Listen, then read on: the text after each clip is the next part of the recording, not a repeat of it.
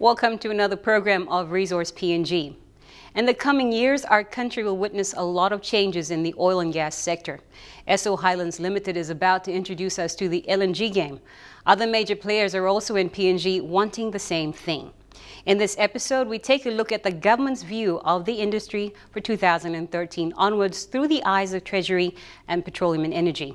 We had a chat with the man that has much influence in the sector, Minister for Petroleum and Energy, William Duma. As the Minister for Petroleum and Energy, are you happy with the oil and gas industry in Papua New Guinea? In fact, I'm very, very happy and I'm pleased with the developments that have taken place so far in the last 10 years. All right. So the recent increase in the cost of PNG LNG project was a source of disappointment to many Papua New Guineans. Did the announcement of the cost increase come as a surprise to you, though? Not really. The recent increase in the cost of LNG project is something that was expected in the industry. We've experienced similar cost blowouts in the competing Australian LNG projects. We were aware that due to bad weather and problems on site, there were bound to be increases, but not to that extent. And what is the likely impacts of potential benefits from the project? Well, the benefits are many. They're very significant. PNG as a country stands to see its GDP increased dramatically. We'll be earning a lot of money in the vicinity of billions over the life of the project. It is a game-changing, country-transforming project. So what new projects do you expect to see develop in the next few years? We're hopeful that the much talked about Into Oil project and possibly a third LNG project led by Talisman Energy and of course Horizon Energy progress far in the next couple of years. Now recently, still based on that question, you talked about the Stanley project in your delivery at the conference. What exactly is happening there? Because Stanley has just gotten approval in that sense. Not exactly. Horizon Oil have made an application for a petroleum development license. There are a number of steps that need to be completed first. They've lodged the application with the Department of Petroleum and Energy. It will be screened in a normal manner and the necessary approvals will be given over a period of time once everything is ready, including the important issues of landowner benefit studies and the benefits to be given to the provincial governments and the landowners are all worked out. Then we will have a project. It should take at least a year to progress those sort of issues. Right. So the Into Oil project, it continues to be this controversial project that seems to be hitting the headlines a lot in the media. Now, we understand that you, as the Minister for Petroleum and Energy, put a joint submission to the Cabinet with the Prime Minister to approve taking up 50% stake in the Into Oil LNG project. Now, can you explain the reason for this in this light of the cost, the huge cost, which is already involving 19.6% stake of the PNG LNG projects? We as a country can afford to borrow more money to fund our involvement in very important projects of national significance. Into Oil have been with us, they've been in the country for the last 15 years. They are not another investor we can turn a blind eye. They've had issues, but we're working very, very close with them to resolve those issues. I must point out that we've given conditional approval subject to a number of issues being thrashed out.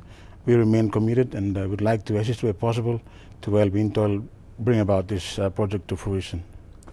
So as Minister for Petroleum and Energy, have you given them Into Oil some time to come up with to get that conditional approval from the government? Yeah, it's important that you understand the background to these conditional approvals. The government and Into Oil have signed an agreement. In fact, a project agreement was signed in 2009. Into Oil is required to meet certain requirements. Unfortunately, some of the requirements, most of the requirements have been met, but there are other issues that need to be resolved, and we've decided to review and we've decided to give them enough time to be able to resolve some of those outstanding obligations before we finalize an agreement. The conditional approval has been given to Into Oil so that we give it enough time to be able to review the fiscal and tax concessions that were given to the company under the 2009 agreement, and in light of the recent changes, we've allowed them time to review the concessions and then come back to us. We've not given them an indefinite time. We would expect 4 weeks would be a reasonable time frame within which to resolve those issues, which are not new. They have been around for a while, so these are not new issues. They have been existing for quite a while, and we've given them some time to be able to resolve them and come back to us. You said given some time. Are you able to tell us how much time you've given them and a deadline? When NEC gave approval to these changes to the project agreement, both the government team and Intoil were given until 30th November to be able to resolve them. Unfortunately, due to circumstances which are beyond our control, we've not had the time to resolve them, so I would expect another 4 weeks to be able to resolve those and come back to Cabinet for final approval. Okay. So there are several oil and gas developments being proposed right now by Intoil and Horizon Energy. Are you particularly excited by any of these opportunities, and why? Well, as Minister responsible for oil and gas in the country, I'm naturally excited because I know that once those projects are fully commercialized, our country stands to gain in terms of employment creation, income from tax, income from profits, income from royalties, and infrastructure development through the usual development levy, which is payable to the host provincial governments. So all in all, once you see these projects being commercialized, the net result is that this country will gain greatly in terms of economic benefits, social development. They all works. These sort of projects, as you can imagine, are country transforming projects. For a country on the second largest island in the world, it would seem rather crowded to have so many companies chasing for the next big break in oil and gas. Is there room for more? Find out after the break.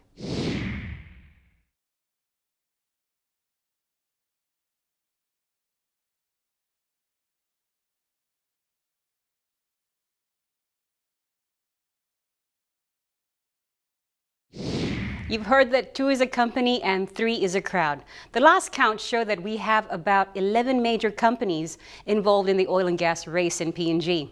With a landmass of a little over 460,000 square kilometers and with so many companies, is there room for more? So, Minister, right now we've got potential of gas and oil and gas developing in Papua New Guinea. I understand from your delivery that there's a lot of applications in line, and it seems all of Western Province right down to the Gulf and Upper Central area are potentially places where you could find oil and gas. What's your stance on this? How did we come up with this, and how much available land do we have to do this? Well, to begin with, we have enough land. The Gulf as well as Western provinces are normally regarded as gas-prone country. The chances of you finding oil and gas are higher compared to other parts of our country. The important thing for us to remember is that gas or oil, as long as it remains 6 or 7 feet below the land, is useless to us. The minute we're able to find it and bring it up to the surface and commercialize it, we add more value. The country benefits in terms of increased employment opportunities and more revenue to look after our people. So you are a lawyer by profession. What I understand is our problem in Papua New Guinea is there's this backlog of claims. We've also got a lot of red tape to go through, which is not very good for investors. Are we looking at revising the laws that govern oil and gas in Papua New Guinea? Not necessarily so. There are no backlog of claims. In fact, there is increased interest by foreign investors who are lodging many applications for petroleum prospecting licenses, which will enable them to explore for more oil and gas. As a government, particularly in relation to the Department of Petroleum and Energy, the problem we've always had is the recruitment of existing personnel from my department by the industry. The industry have taken away the best talent which has taken us years to train and to be able to bring them to a stage where they are skilled and competent. And when the industry starts recruiting them, of course, they're in a position to offer them better terms and conditions. The department is forced to utilize the remaining staff, which invariably always does not give us the results we want in terms of attending to the needs of the industry. Well, now that you talked about how you don't have enough staff numbers, are we looking at making it more attractive to have people enter the public service, especially in the role of, in the Department of Petroleum and Energy? The recruitment and the retaining of good employees in the national public service is always of concern to any government. In the case of the department, we realized that we're not fully equipped to attend to the needs of the industry, and that is why we've come up with the decision to convert the Department of Petroleum and Industry to Petroleum and Energy Authority. It'll be self-funding, and it'll be able to work more closely with the industry to be able to attend to their needs and to help develop our resources in a more efficient and a better way. Now, would this organization be similar to MRA, or is this a totally different idea? Because MRA looks after the mining part of Papua New Guinea.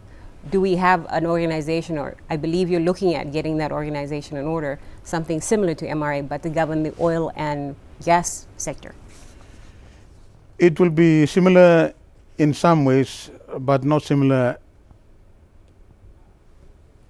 in many ways. In other words, what we've done is we've observed the performance of the MRA, and we believe, as far as the oil and gas industry is concerned, there are better ways to be able to attend to the needs of the industry. So what we've done is we've tried to tailor the proposed Petroleum and Energy Authority to be better able to meet the specific requirements of the oil and gas industry. You must remember, oil and gas and mining are completely different businesses.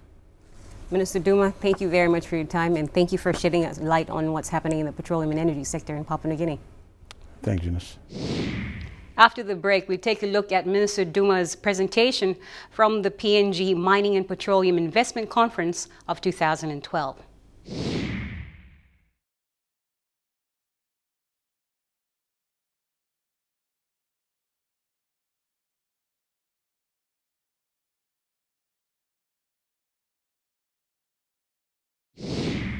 We are used to crude oil. Liquefied natural gas, or LNG, on the other hand, is a new prospect.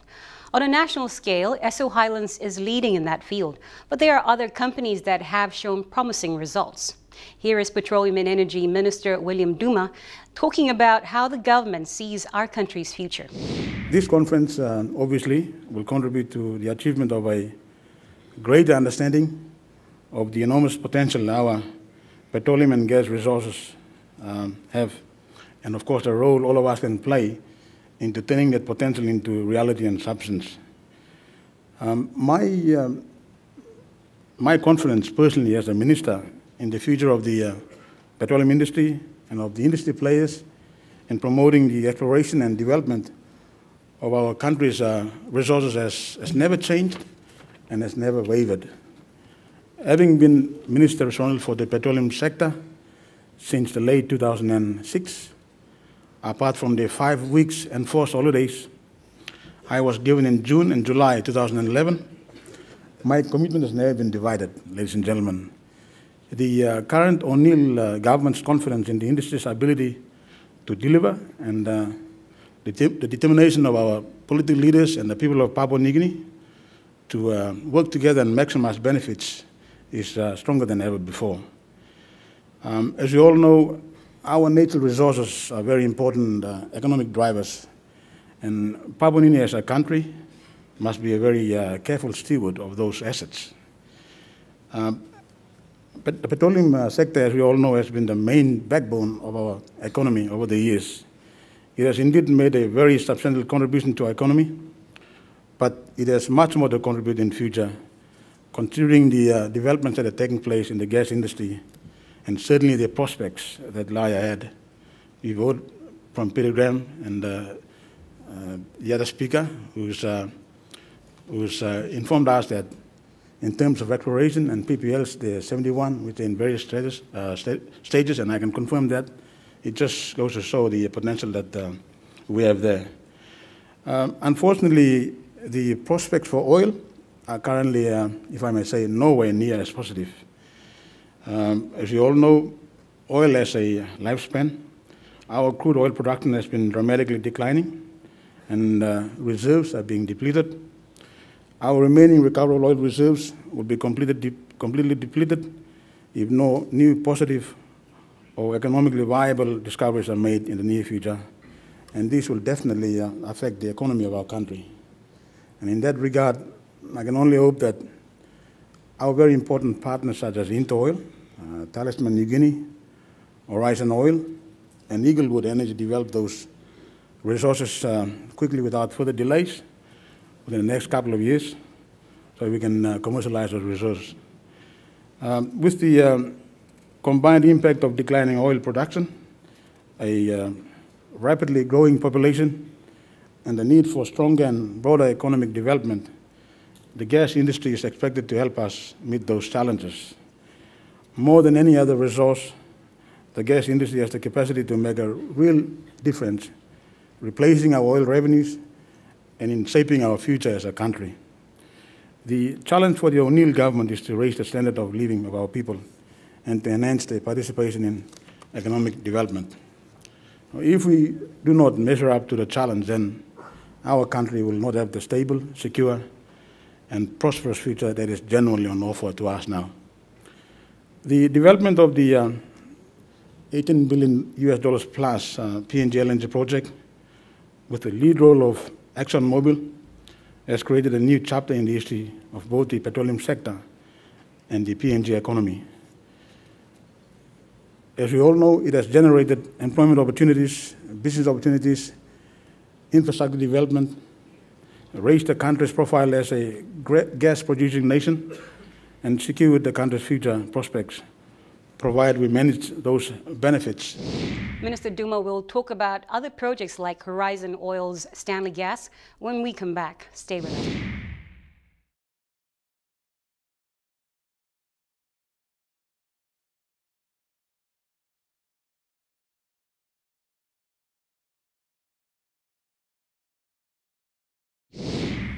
PNG is an explorer's paradise. Companies are scanning the length and breadth of the Western Gulf and Central provinces for oil and gas, both on land and offshore.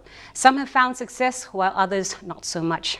There has been much development for the big names in 2012. I'm proud today to note that the PNG LNG project is approximately 70% complete through the construction phase.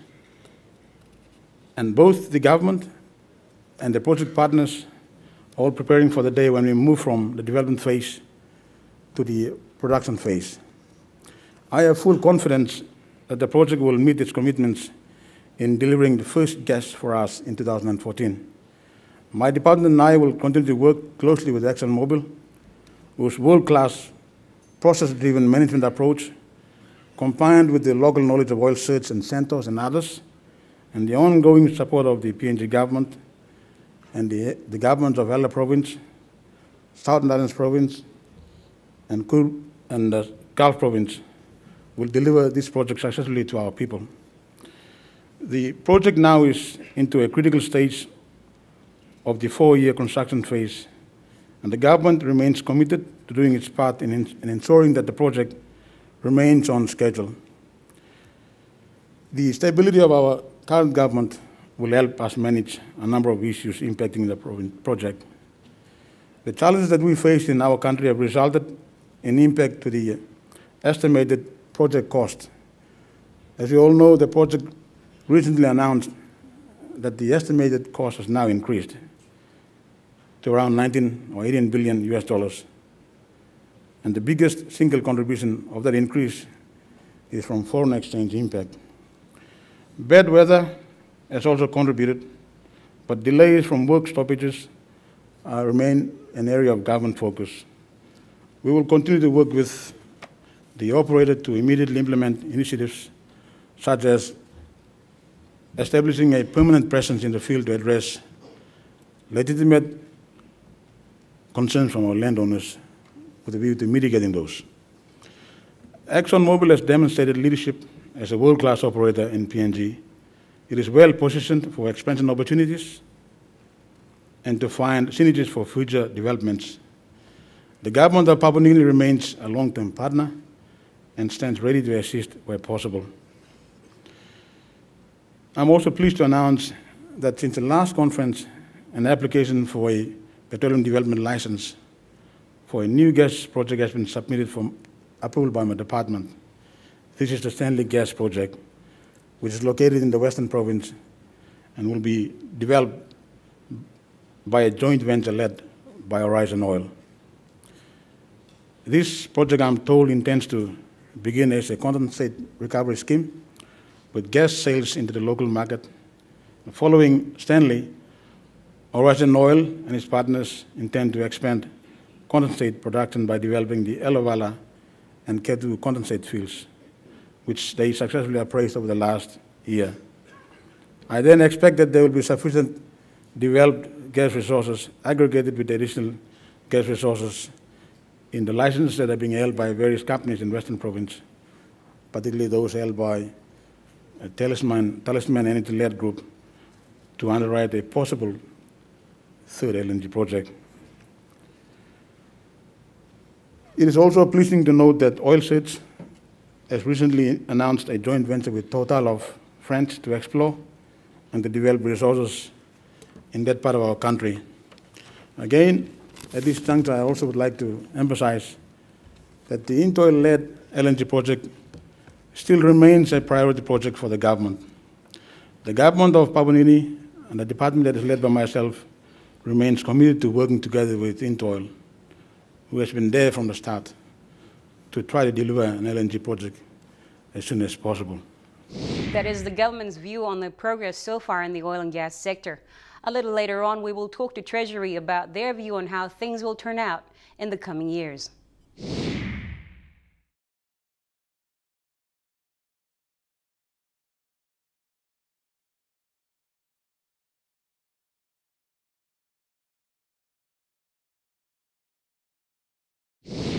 The government has had to introduce a few legislative changes to make our country more attractive to investors.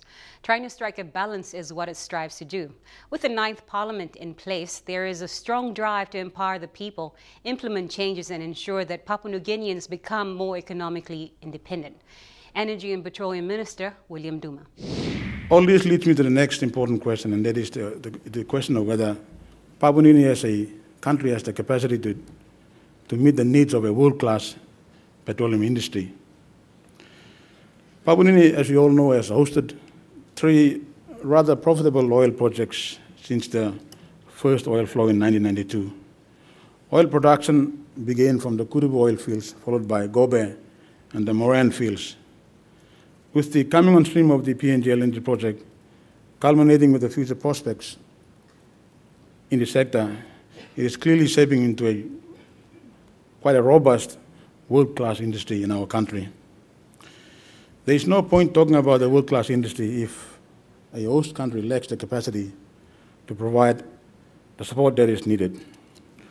Whether or not Papua New Guinea as a country has lived up to expectations of a world-class industry is a question that can be answered differently by different people in many contexts.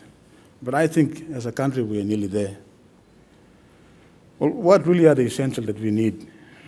First, as we all know, starts with the resource base. A country must have sufficient resource base, be it oil or gas. While PNG's oil reserves may be depleting, I can assure you that Papua New Guinea has abundant gas resources. Our proven and probable reserves stand at 15 trillion cubic feet, 15 TCF. Whilst our 3P, proven, probable, and possible reserves, are estimated to be about 25 TCF. The greater ultimate undiscovered gas resource potential would likely take our total resource up to nearly 60 or more once fully explored, they say. On the basis of such huge gas reserves, the building of a diverse gas production industry, ranging from the export of gas to creating local industries, will truly support a world-class petroleum industry in the country. We cannot build a world-class industry without having the right policy, legislative and fiscal framework in place. Successful governments have over the years improved the policy and the legislative and fiscal settings for petroleum exploration and development in Papua New Guinea. Some of the highlights include the amendments to the Income Tax Act, the introduction in 2003 of the fiscal incentives. We've also introduced the Fiscal Stabilization Act, which gives confidence to the industry. So as a result, there has been a marked improvement in the exploration sector, with most of the country now licensed or about to be licensed. There have also been a steady improvement in the country's policy and regulatory regime. The amendments to the now repealed Petroleum Act and the Income Tax Act in 1996, which provided incentives for commercialization of petroleum in the country, as well as the enactment of the Oil and Gas Act in 1998, has resulted in a more favorable regime in the region. There have been marked policy developments aimed at improving the sector.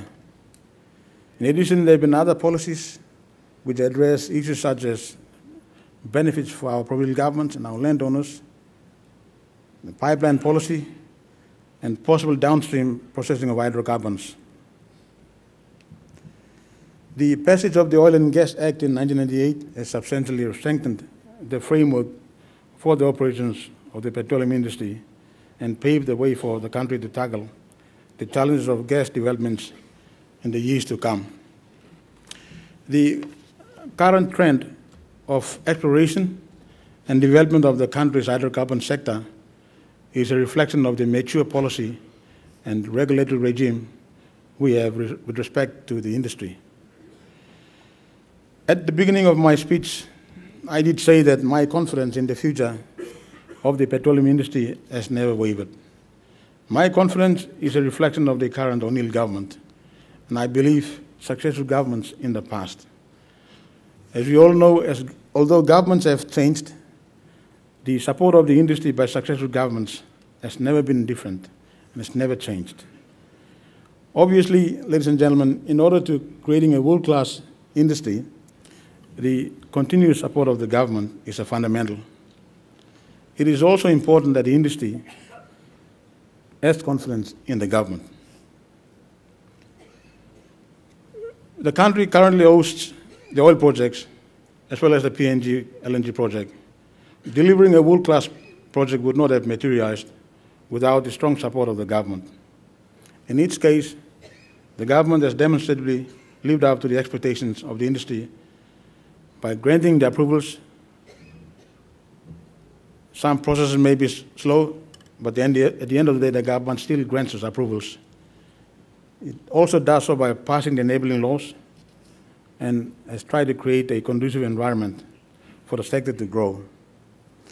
The PNG LNG project, for instance, has received support from the government of Papua New Guinea, and it continues to do so. And this is so despite the fact that the industry has poached some of the best employees from the government, particularly the department that I am responsible for, forcing us to recruit and train more with insufficient budgetary support, putting us under great pressure in attempting to provide government support and services to the industry within limited time frames.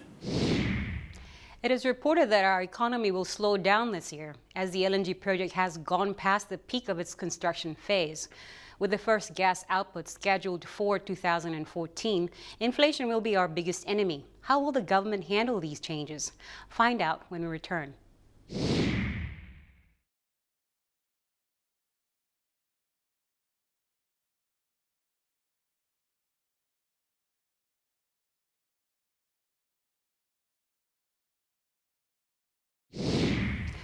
So we have 8 operating mines: Oktedi, Pagera, Lihir, Ramu, Hidden Valley, Tolokuma, Simberi, and Sinivit. 7 more mines may soon join the ranks. In oil and gas, Kutubu has been churning out crude oil for a while. We have one LNG project that's soon to commence production and two more may soon start out. That's a lot of money already. The threat now is inflation. How will PNG deal with the economics of having too much money? We talked to Treasury Secretary Simon Tosali. Now, how important is the resources sector in the 2013 budget?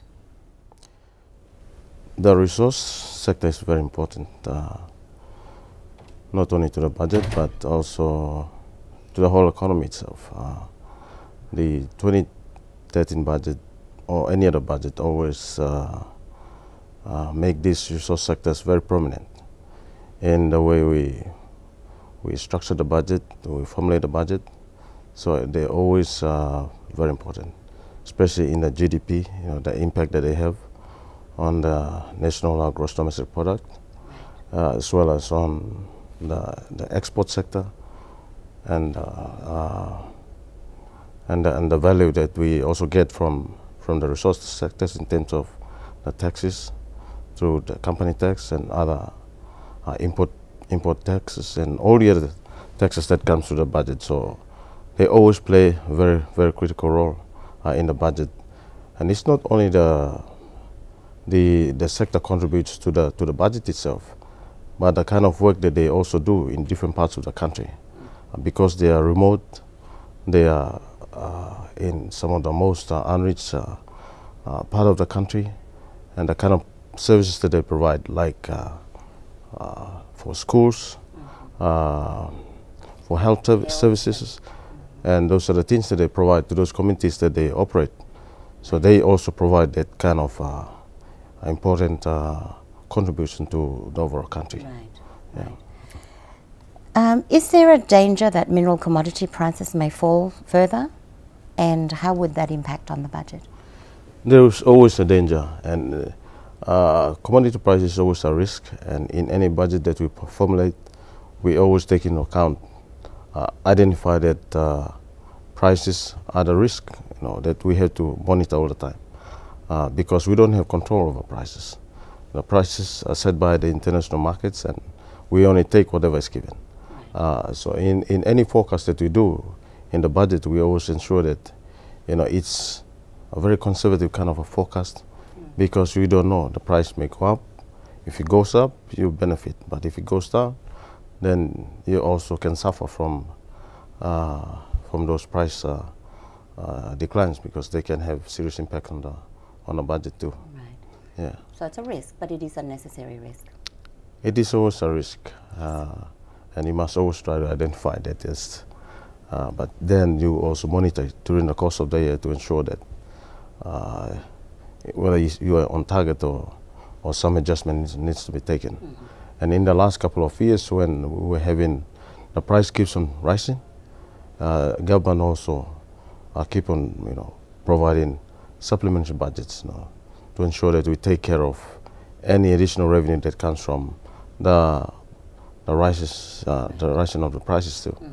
Mm-hmm. But this year, although our forecast was high, but during the course of the year we see that the prices were lower than what we forecast in the budget. Mm-hmm. So for this year's budget we've forecast a deficit of more than 400 million kina to be done because of the low commodity prices. Mm. Yeah. Mm.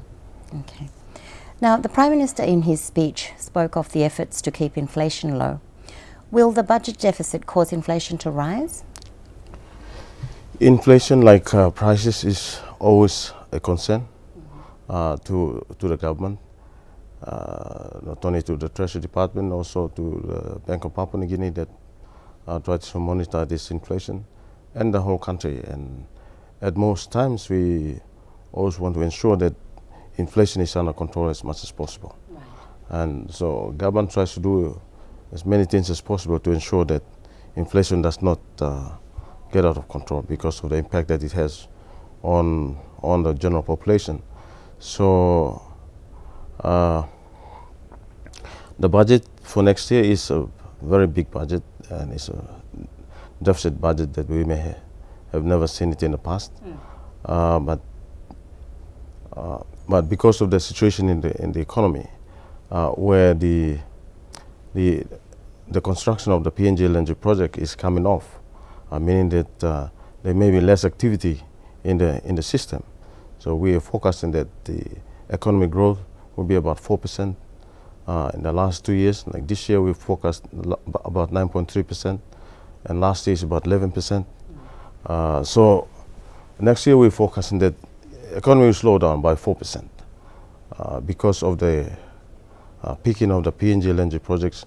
So we see that there may be less activity in the system, in the economy. So what the government has done is to introduce a budget deficit of about 7.2% of GDP to ensure that that stimulus that is there in the system continues. So it will ensure that the economy does not grow as such, but there should be some impetus in the system to ensure the economy continue to grow. And so, but at the same time, we are very worried of the inflation. So we have to do everything as possible to ensure that it does not get out of control. Next year, we forecast inflation to be 8% after coming down to about 4% this year. So because of the large budget deficit, inflation is projected to be up by 8%. But we hope to ensure that it does not hit double-digit figures.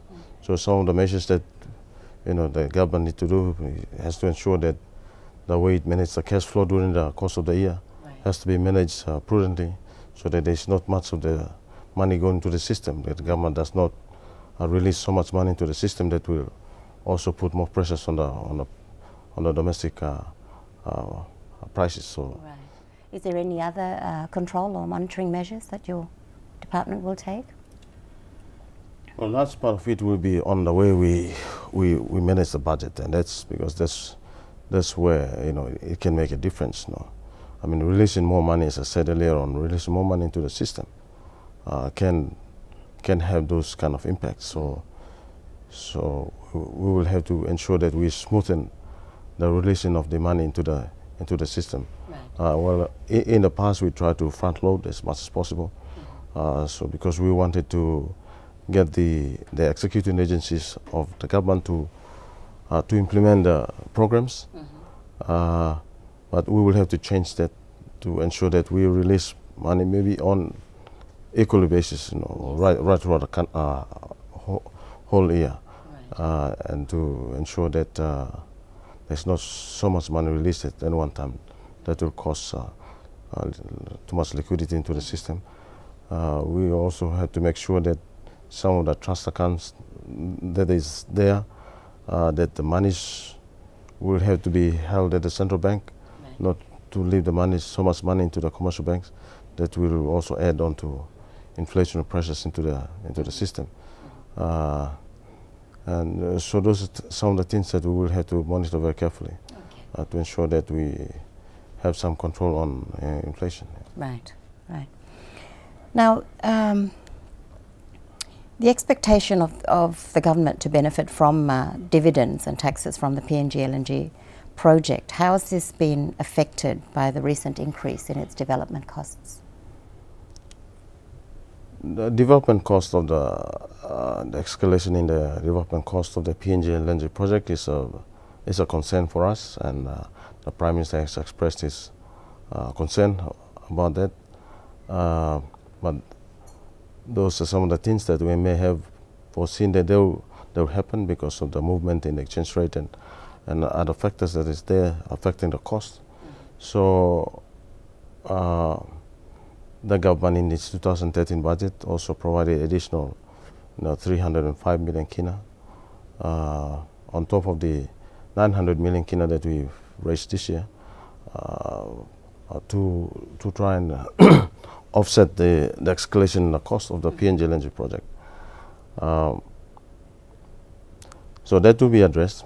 But in terms of the revenue, I think we're expecting, dividends, payments, and taxes to be paid from this very important project.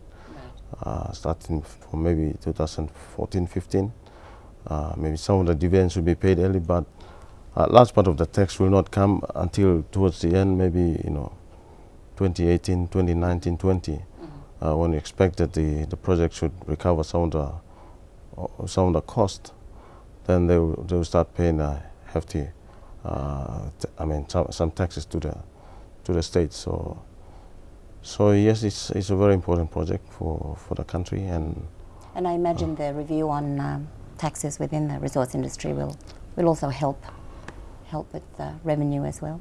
Yes, our taxes for the resource sector is, according to some of the commentators, still very competitive. But we also see that maybe there are some areas that we can claw back to ensure that the country benefits in terms of the taxes. So those are some of the things that we'll have to see, as to whether government has given too much to the operators, or whether there's some areas that we can claw back so that the country benefits as a general, in general. Thank you so much for your time today, Mr. Tasali. Thank you very much. Mr. Simon Tasali, Secretary of the Treasury Department. That does it for another program of Resource PNG. Visit us on our webpage at www.mtv.com.pg. And if you want more information, you can reach us on the email address on your screen. We look forward to your company the same time next week.